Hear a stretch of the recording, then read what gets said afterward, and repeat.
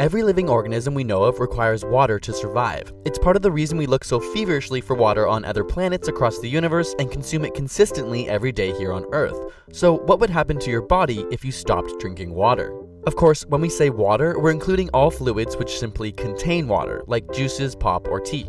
Much like the desire to breathe in oxygen, thirst is a survival instinct. H2O is the most abundant molecule in the human body, making up, on average, 65% of an adult. As a universal solvent, it carries nutrients and hormones through the body, regulates body temperature, cushions our joints, and even lubricates our eyes. You produce around 1.5 liters of urine every day, with another liter lost from breathing, sweating, and pooping. So it's essential that the body replaces this liquid.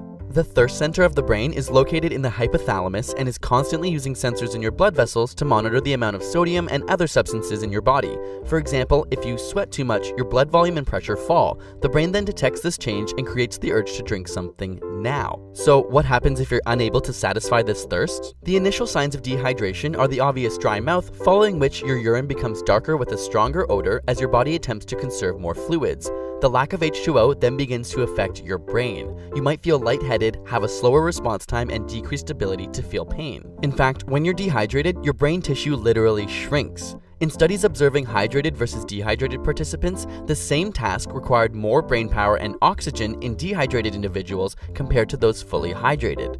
After a day or two with no fluids, you'll stop peeing altogether, have trouble swallowing, suffer from muscle spasms, and likely experience nausea. After all, your body can survive without food much longer, and attention to digestion is not a priority at this point. Eventually, victims may become delirious with severely impaired brain function. Interestingly, studies looking at elderly patients who suffer from delirium found that many are simply suffering from chronic dehydration in the first place. After even more time without water, the blood stops flowing to your skin, reducing heat loss but increasing your core body temperature. This can lead to a gray-bluish tinge to your skin. Beyond 3 to 5 days without water, and your body will begin to shut down its organs and eventually the brain. Of course, unlike the plentiful oxygen we breathe, only 2.5% of all Earth's water is fresh, most of which is locked up in glaciers, ice caps, and underground lakes known as aquifers, leaving less than 1% available for drinking. And most of this water is actually used to grow crops. Approximately 500 billion liters of fresh water is used daily for agriculture in the USA alone, with another 500 billion liters to cool electric power plants. And as our personal drinking sources become increasingly contaminated, over 783 million people on Earth are unable to access clean water. Scientists around the world are trying to find solutions to this problem, from attempts to remove salt from the ocean water, tap into underground aquifers, and creating innovative water filtration systems.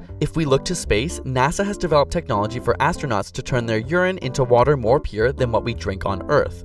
But we can't just rely on science and technology. Perhaps the solution relies on us as a species to understand and contribute to this global water crisis. If you want to help in the mission to end global thirst, join in World Water Day on March 22nd. There are a lot of really amazing projects out there like water.org or even the awesome UNICEF app, which donates 1 day of clean water to a child in need for every 10 minutes you put your phone down. We'll leave links in the description for these and other great water charities. Small investments really do make a huge difference. We'll be donating all the proceeds from this video to a water project close to us called Morocco 5 Villages. So thanks for supporting and watching, and subscribe for more weekly science videos.